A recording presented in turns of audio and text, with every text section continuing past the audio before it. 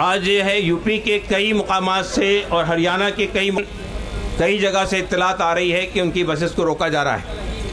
और तमाम ही मौक़िफ़ तंजीमों ने हमारा मौक़िफ़ रखा बहुत विस्तार के साथ, बहुत तफसील के साथ, और ये वाज़े कर दिया कि ये पूरा बिल और इसके 44 अमेंडमेंट हमारे लिए काबिल कबूल नहीं है। ये अमेंडमेंट वक्फ़ तरमीमात के नाम पर वक्फ़ के साथ खिलवाड़ कर रहे हैं। ये तरमीमी बिल इस तरह लाया गया है और बताया ये जा रहा है कि ये ट्रांसपेरेंसी लाने के लिए लाया जा रहा है, बताया ये जा रहा है कि ये इसका पैसा गरीबों तक पहुंचाने के लिए लाया जा रहा है, लेकिन ये सिर्फ गुमराह करने की बातें हैं।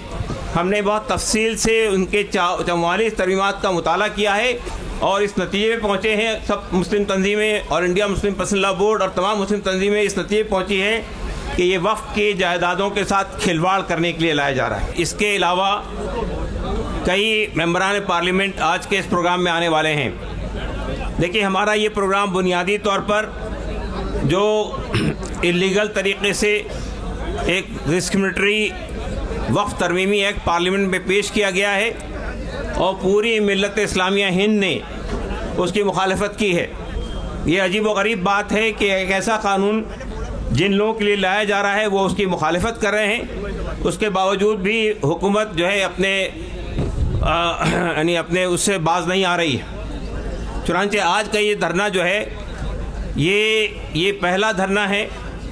और ये धरने में हमने एहतमाम किया है कि सिर्फ करीब के लोग ही यहाँ आएँ। हमने ऑल इंडिया लेवल पे कॉल नहीं दी है इस धरने की, इसी वजह से कि ये धरना पार्लियामेंट के इजलास के मौके पे करना था। लेकिन अगर ये सिलसिला ख़त्म नहीं होता है और ये हुकूमत तानाशाही के रवैये पर कायम रहती है और इस कानून को आगे बढ़ाने की कोशिश करती है, तो याद रखिएगा कि ये पूरी मिल्लत इस्लामिया हिंद और सिर्फ मुसलमान ही नहीं,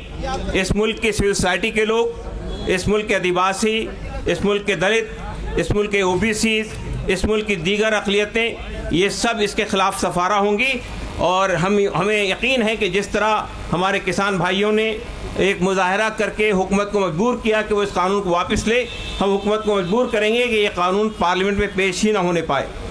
तो हमारे जो भारतीय बहुजन अलायंस के लोग भी आना शुरू हैं, मैं उनका भी वो करता हूँ, इस प्रोग्राम में इस्तकबाल करता हूँ। आज ये है यूपी के कई मुकामात से और हरियाणा के कई जगह से इत्तलात आ रही है कि उनकी बसेस को रोका जा रहा है और तमाम ही मौक़िफ़ तंजीमों ने हमारा मौक़िफ़ रखा बहुत विस्तार के साथ, बहुत तफसील के साथ, और ये वाज़े कर दिया कि ये पूरा बिल और इसके 44 अमेंडमेंट हमारे लिए काबिल कबूल नहीं है। ये अमेंडमेंट वक्फ़ तरमीमात के नाम पर वक्फ़ के साथ खिलवाड़ कर रहे हैं। ये तरमीमी बिल इस तरह लाया गया है और बताया ये जा रहा है कि ये ट्रांसपेरेंसी लाने के लिए लाया जा रहा है, बताया ये जा रहा है कि ये इसका पैसा गरीबों तक पहुंचाने के लिए लाया जा रहा है, लेकिन ये सिर्फ गुमराह करने की बातें हैं।